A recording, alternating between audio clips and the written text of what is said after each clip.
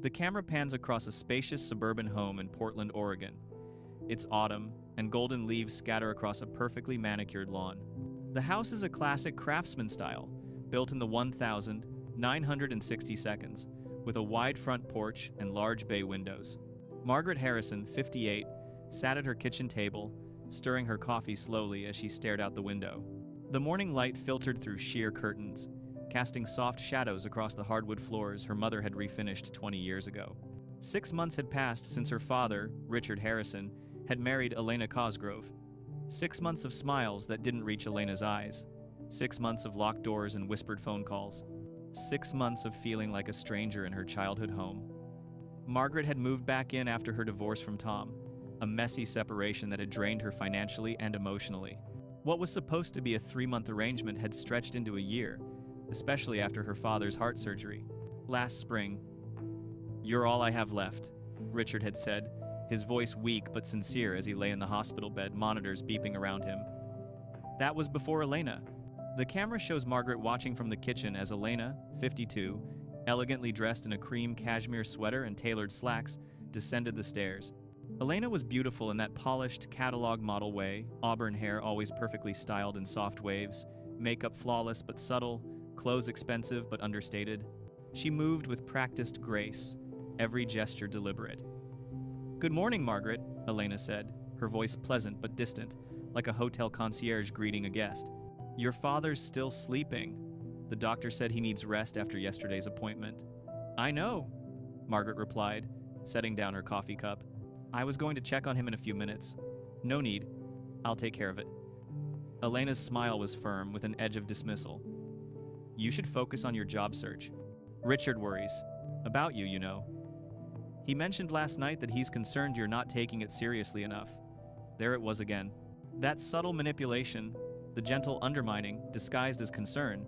Elena had a way of making Margaret feel like a burden, like a teenage daughter who'd failed to launch, rather than a grown woman who'd hit a rough patch. "I have 3 interviews lined up this week," Margaret said, keeping her voice level. "That's wonderful." Elena's enthusiasm seemed forced. "What companies?" Margaret noticed. Elena's hand tightened slightly on the banister. She was always gathering information, always probing. "I'd rather not jinx it," Margaret said. "I'll tell Dad when something comes through." A flicker of annoyance crossed Elena's face before the pleasant mask returned. "Of course. I'll make your father some breakfast. He loves my spinach omelets." Margaret watched Elena glide into the kitchen, moving through the space like she owned it. Which, legally, she now did. Her father had added Elena's name to the deed 3 months ago. "It's only fair," he'd said when Margaret questioned it. "She's my wife." That afternoon, Margaret's younger brother Daniel called from Boston. He was a software engineer, successful and busy, the kind of person who sent birthday cards a week late with apologies scrawled inside. "How's Dad?" Daniel asked, and Margaret could hear traffic in the background. He was probably walking between meetings, recovering well. The cardiologist is pleased with his progress. Elena takes good care of him.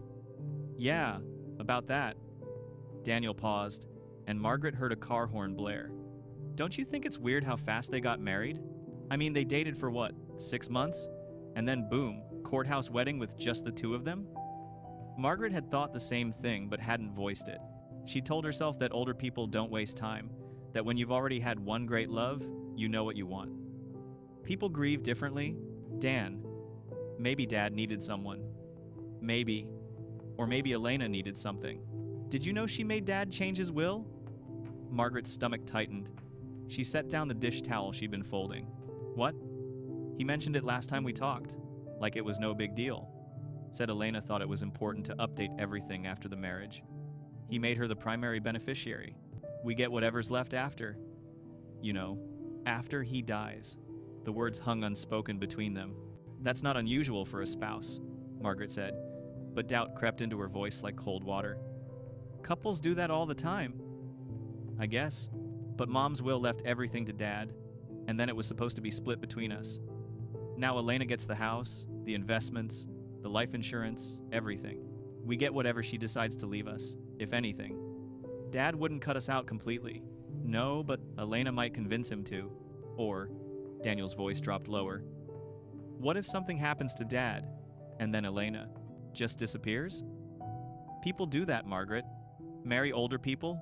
Wait for them to die? Then vanish with everything? That's paranoid. Is it? How much do we really know about her? Where did she live before Portland? What did she do for work? Why doesn't she ever talk about her family? Margaret realized she couldn't answer any of those questions.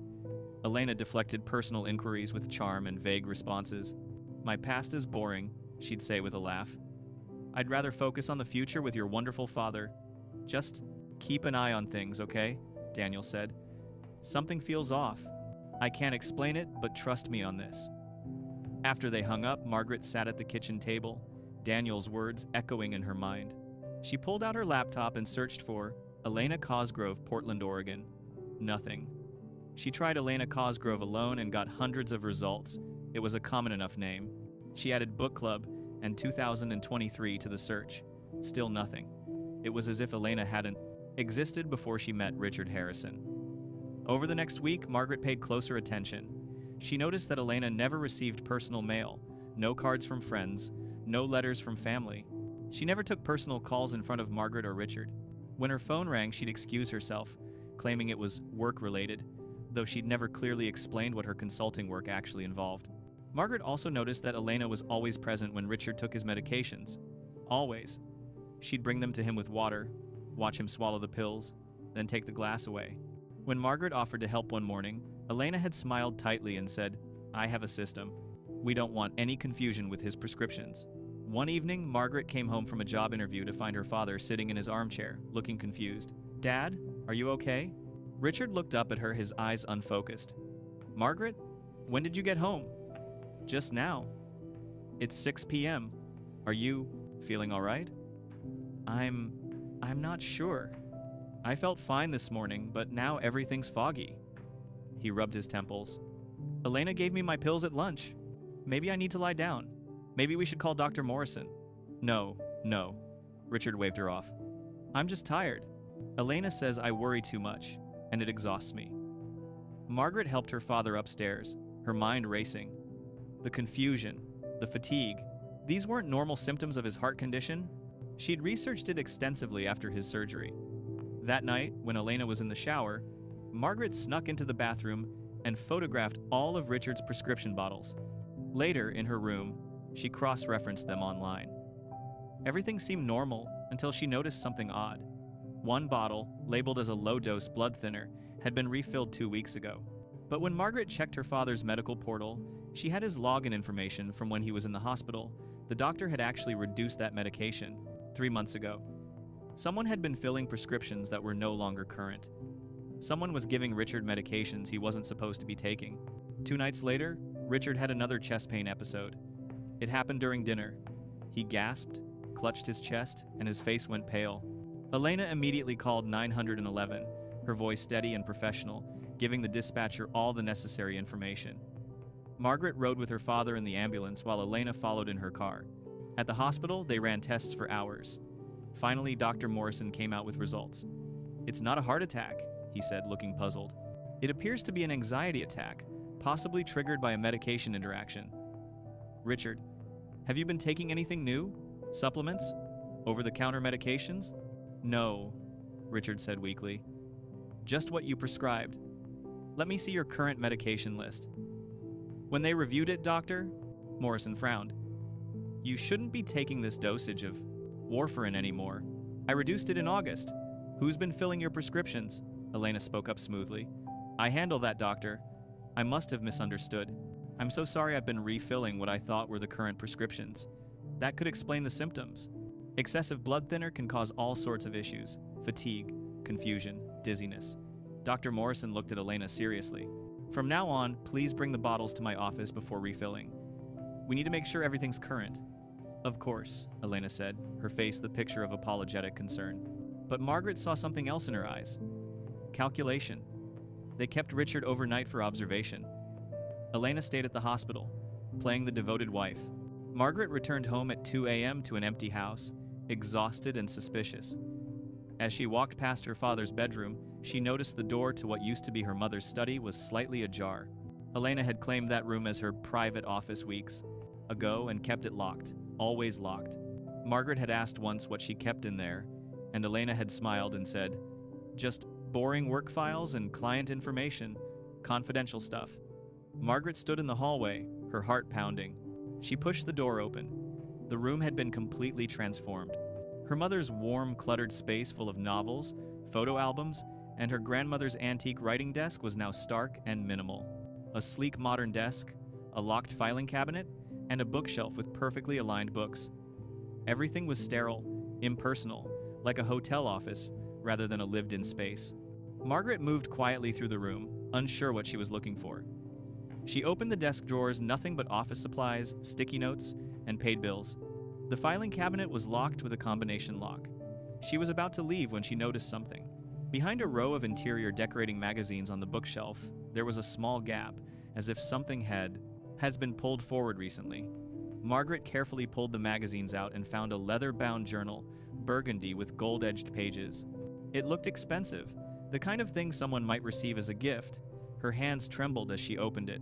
The first page read, in elegant handwriting, Elena Cosgrove, private, 2023 to 2024.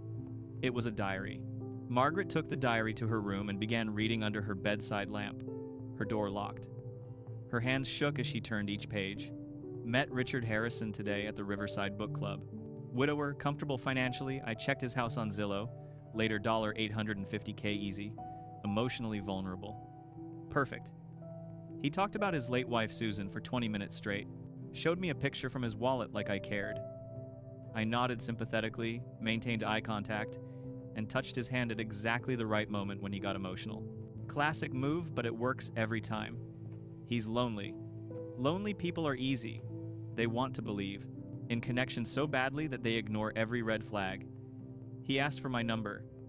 Phase 1 complete. Margaret's blood ran cold. She read the entry again, unable to process what she was seeing. This wasn't the uncertain beginning of a relationship. This was predatory, calculated. First coffee date with Richard. Chose a quiet cafe where we could talk. Let him do most of the talking. Grieving people love that. Asked just enough questions to seem interested but not intrusive. He's retired, gets good income from investments and his pension. Mentioned his children, Margaret divorced, living at home, sounds like a failure, and Daniel successful but distant, lives across the country. I positioned myself as different from his late wife. Where Susan was apparently quiet and bookish, I'm adventurous and outgoing. Where she was content with routine, I talk about travel and new experiences. He's already comparing us, and I'm coming out ahead. Men are so predictable, they don't want a replacement, they want an upgrade. Third date with Richard. He's already talking about introducing me to his children. Mentioned Margaret might be suspicious of anyone new in his life. She was very close to Susan. I need to manage that carefully. Daniel won't be a problem. He's too focused on his career to pay much attention to his father's personal life. Strategy: win Richard over completely before meeting the children. Make myself indispensable. Then, when I do meet them, be so perfect they can't object without looking unreasonable. Warm but not trying too hard. Interested in their lives but not intrusive. The key is making them think they're choosing to accept me rather than feeling like I'm being forced on them. Told Richard I love him today. I don't, of course. I've never loved anyone. That particular emotion was beaten out of me by the time I was 12. But he needed to hear it. We were watching the sunset from his back deck, and I could see him working up to saying it. First, I beat him to it. I love you, Richard. I know it's fast, but life's too short to deny what we feel. He cried. Actually cried and held me. Men are so emotionally predictable when they're grieving. They're like children looking for a mother figure to make everything okay again. He said he felt guilty for moving on from Susan, and I told him Susan would want him to be happy. How would I know what a dead woman would want? But it's what he needed to hear. Mentioned moving in together. He hesitated because of Margaret doesn't want to disrupt her recovery from her divorce. Translation: his grown daughter is living at home rent-free, and he's afraid to set boundaries. I'll need to manage that situation carefully. Can't push too hard or I'll seem like the wicked stepmother. Need to be subtle. Margaret couldn't breathe. She flipped through more pages, her horror growing with each entry. This woman had studied her father like a mark, manipulated his emotions with surgical precision, and was documenting it all like a business transaction. Met Margaret today. Richard was nervous about it, kept fussing over lunch, wanting everything perfect. I played the role perfectly, warm but not effusive, interested in her life without being nosy, complimentary without being fake. She's harder to read than I expected. watched me carefully the whole time. Intelligent eyes. She's going to be a problem, I can tell. But she's also vulnerable right now, divorced, unemployed, living with daddy. I can use that.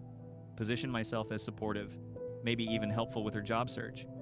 Make myself someone she owes rather than resents. Richard asked after she left what I thought. I said she seemed lovely but sad, and I hoped I could be a friend to her. He almost cried again. God, this man is easy. Richard's heart surgery is scheduled for next week. Part of me sees this as an inconvenience. I'll have to play the concerned fiancé, spend time at hospitals. But it's also an opportunity. He'll be vulnerable during recovery, dependent. That's when I'll suggest marriage. Strike while he's weak and grateful to be alive. Also did some research on his medical history. His father died of a heart attack at 71. Richard is 68. Heart disease runs in the family. This works in my favor long term. No one will be surprised if he has complications, especially if he's been under stress. Wedding planned for September 15th. Richard wanted to wait, have something bigger so his children could help plan, invite extended family. I convinced him that life is short. Look what he just went through with surgery. Why wait? Why spend months planning when we could just do something simple and meaningful? Used his heart condition to push the urgency. I almost lost you, I said. I don't want to waste a single day. He melted. We're doing a courthouse ceremony. Just us and 2 witnesses will pull from the courthouse. Margaret looked suspicious when he told her, but she didn't argue. Daniel was on a work trip to Singapore and said he'd try to make it, but probably couldn't. Perfect. The fewer people involved, the better. We're married. Everything is falling into place exactly as planned. Got Richard to update his will yesterday, told him it was important to protect our future together and make sure everything was legal now that we're married. He didn't even question it. His attorney drew up the documents. I'm now the primary beneficiary of everything. The house, his investment accounts, his life insurance, $2 million policy, his pension. The children get $50,000 each after my death, or if I predecease him. Otherwise, it's all mine. Richard thinks he's protecting me, making sure I'm taken care of. He has no idea he just signed his own death warrant. Now comes the delicate part. I need to be patient. Too fast and people get suspicious. I'm thinking 12 to 18 months, maybe sooner if an opportunity presents itself. Settling into the house. Margaret is definitely a problem. She watches me constantly. I've started keeping my office locked and told Richard I need privacy for my consulting work. He doesn't question it. Doesn't even know what kind of consulting I supposedly do. I mentioned business strategy once, and he nodded like he understood. The medication management is key. I volunteered to handle all of Richard's prescriptions, organize his pill box, remind him to take everything. He was grateful, said Susan. Used to do it, and he's been forgetting doses. Perfect. Started keeping the old prescriptions. When the doctor reduces dosages, I just keep refilling the higher amounts at different pharmacies. Richard takes what I give him and doesn't question it. A little extra blood thinner here, some additional blood pressure medication there. Nothing dramatic yet. Just enough to keep him weak, confused, dependent. Margaret dropped the diary, her hands shaking violently. She ran to her bathroom and vomited. The monster had been systematically poisoning her father for months. Margaret spent the next 2 hours reading every remaining entry, each one worse than the last. The diary revealed Elena's entire scheme in chilling detail.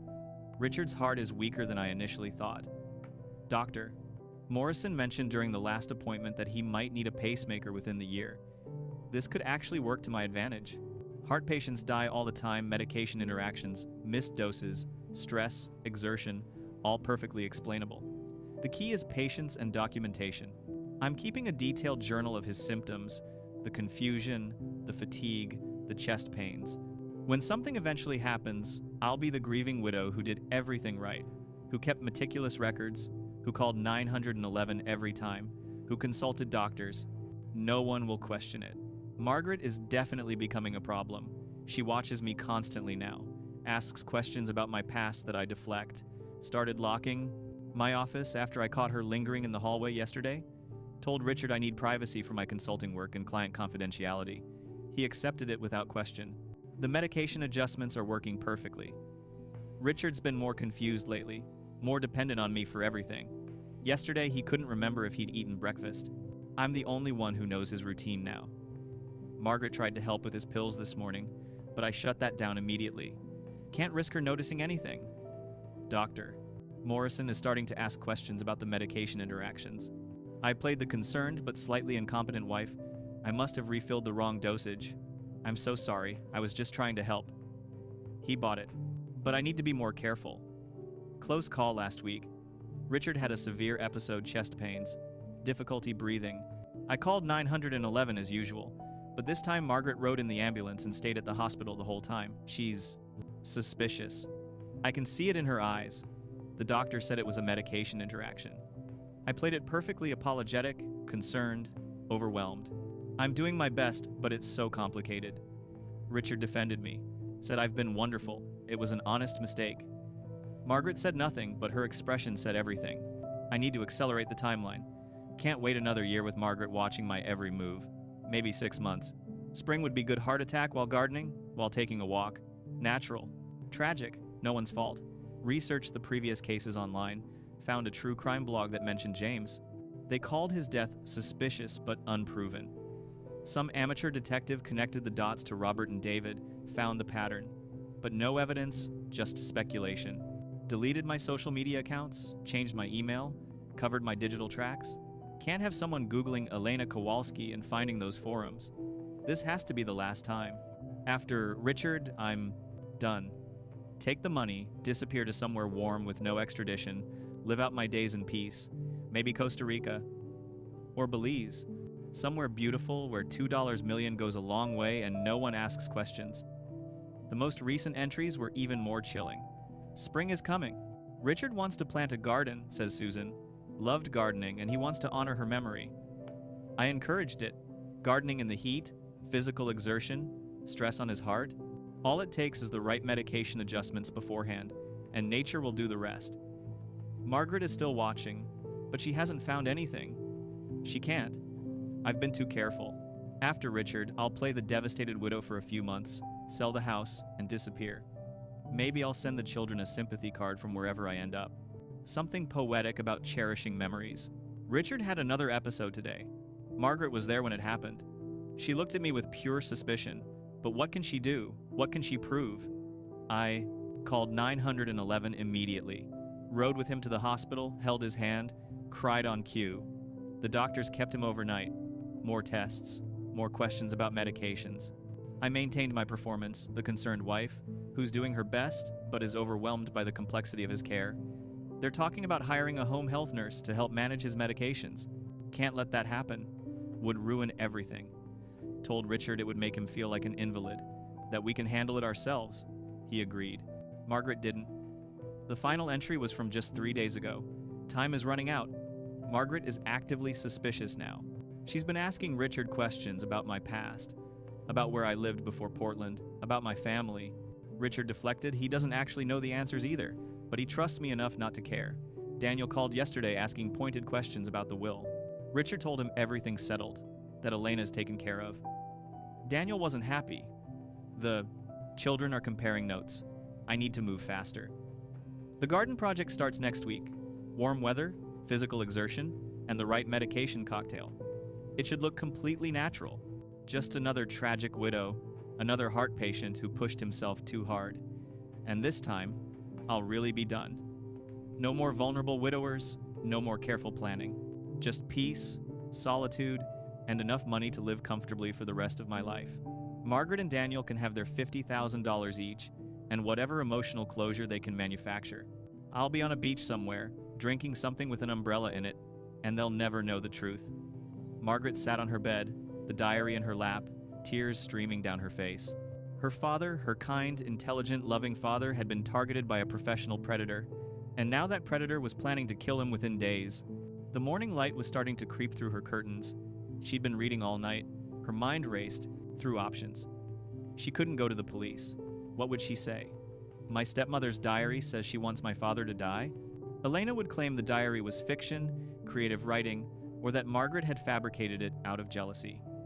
The diary alone wasn't enough. She needed more evidence. She needed to prove who Elena really was. Margaret photographed every page of the diary with her phone, making sure each entry was clearly legible. Then she carefully returned the journal to its hiding place behind the magazines, arranging everything exactly as she'd found it. She spent the rest of the early morning researching online while Elena and her father slept. Elena Kowalski. The name from the diary entries. Born 1,972 inches, Detroit, Michigan.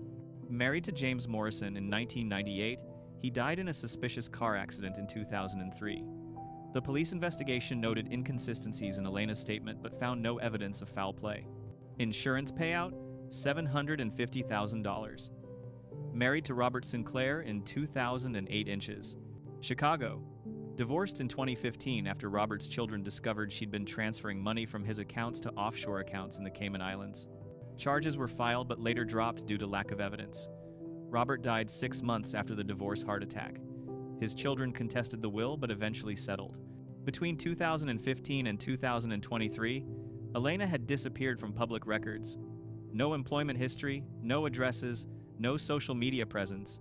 She'd become a ghost, until she reappeared in Portland as Elena Cosgrove. At 7 a.m., Margaret called Daniel. He answered groggily, "This better be important. It's 4 a.m. here." "It is. I need you to come home. Today. Now." The urgency in her voice cut through his sleep. "What's wrong?" "Elena isn't who she says she is. She's dangerous, and Dad's in real trouble. I have proof." 3 hours later, Daniel called from the airport. He'd booked the first flight to Portland. "I'm on my way. Don't do anything until I get there." But Margaret, he couldn't wait. She needed more evidence, more documentation.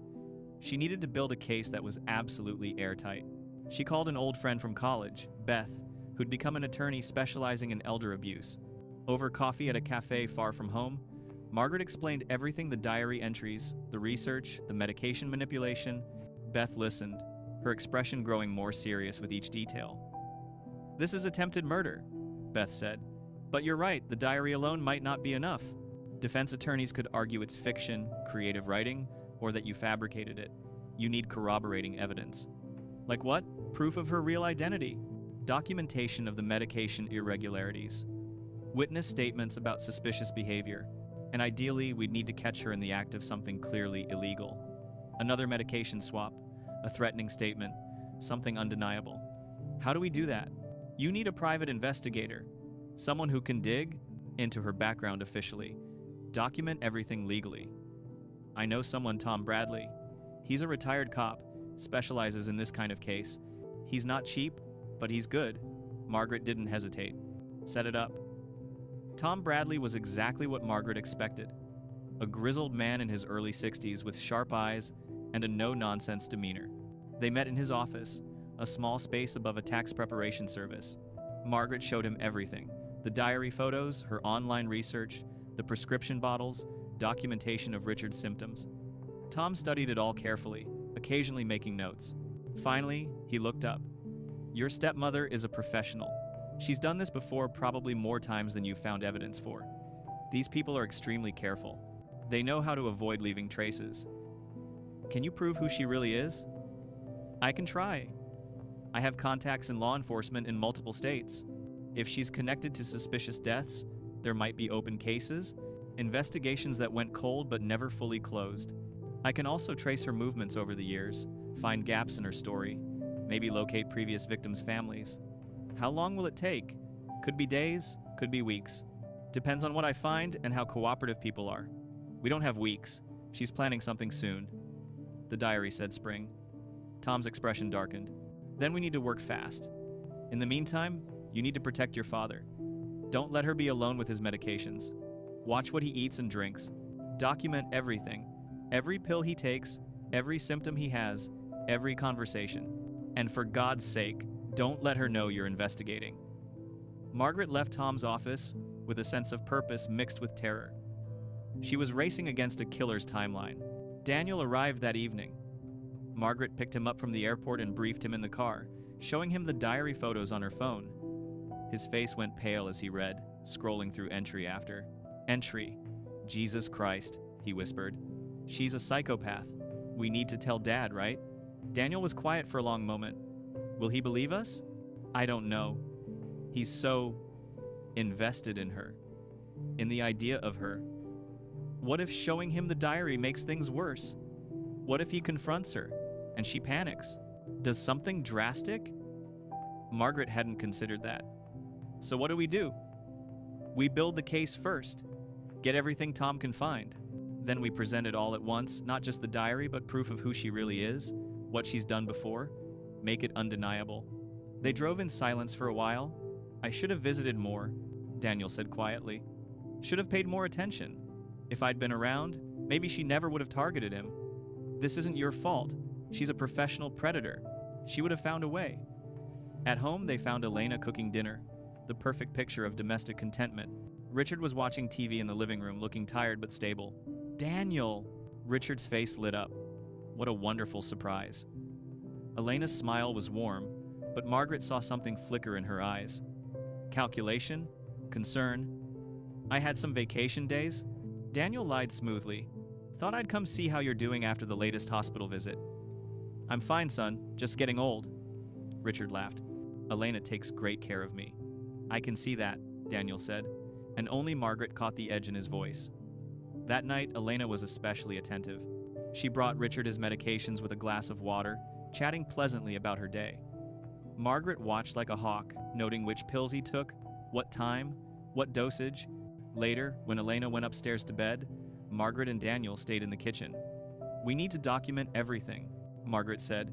I'm going to set up hidden cameras. Is that legal? It's our father's house. We have a right to monitor what's happening, especially if we suspect elder abuse. Over the next 2 days, while Elena was out, shopping and running errands, Margaret installed small wireless cameras in the kitchen, living room, and hallway outside Richard's room. Nothing in bedrooms or bathrooms that would cross legal lines, but enough to capture medication, administration, and daily interactions. A week later, Tom Bradley called. Margaret and Daniel met him at a diner. Tom laid out a folder with documents and photographs. Elena Kowalski has been connected to 5 suspicious deaths over 25 years, he said. 2 husbands, 1 boyfriend, and 2 wealthy women. Each time, she inherited money between $200,000 and $750,000. He showed them the victims' photos and details. Margaret felt sick. 5 people, at least. She changes her name, moves cities, varies her methods. Smart enough to avoid serious attention. Can we take this to the police? Daniel asked. I've contacted authorities in 3 states. They're reopening investigations, but it takes time. Your father is in immediate danger, but legally, she hasn't done anything we can definitively prove is criminal yet. The medication manipulation could be argued as honest mistakes. We need to catch her in the act, or get her to confess. Margaret, Daniel, and Tom planned to confront Elena and record her reaction. They had proof she gave Richard dangerous pills, but not enough to show intent. They needed her to slip and confess. Margaret and Daniel hid in the house while Tom watched from outside. When Elena came home, Daniel confronted her with her real identities and the suspicious deaths linked to her. Margaret revealed the diary. Elena tried to deny everything, but eventually admitted she took what she needed and targeted lonely men for money and security. Richard came home early with Tom and heard Elena's confession through the audio feed. Heartbroken, he asked if she ever loved him. She admitted she planned to make his death look natural. Tom placed her under citizen's arrest as police arrived. Elena was taken into custody. Richard felt guilty, but Margaret and Daniel reminded him he was grieving and vulnerable.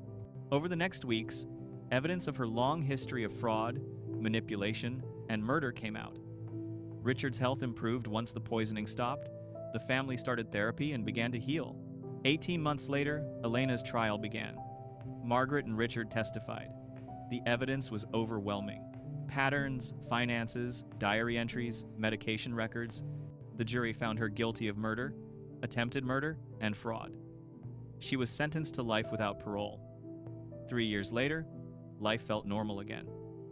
Richard volunteered to help seniors avoid scams. Margaret published a best-selling book about their experience. Daniel visited often. The family was closer. Elena's diary stayed locked away as a reminder. 5 years after the trial, Elena sent Margaret a letter blaming her past and saying she never saw people as human. She said she was sorry but didn't ask. Forgiveness. Margaret discussed it with her therapist and chose not to reply. Richard finished a memorial garden for Susan. Margaret helped him plant flowers. Richard said he no longer needed a partner, just purpose and family. Margaret told him she was glad he survived. Margaret, Richard, and Daniel visited Susan's grave on her birthday. They placed roses and reflected on how far they'd come. Standing together, they felt like true survivors, stronger, united, and healing.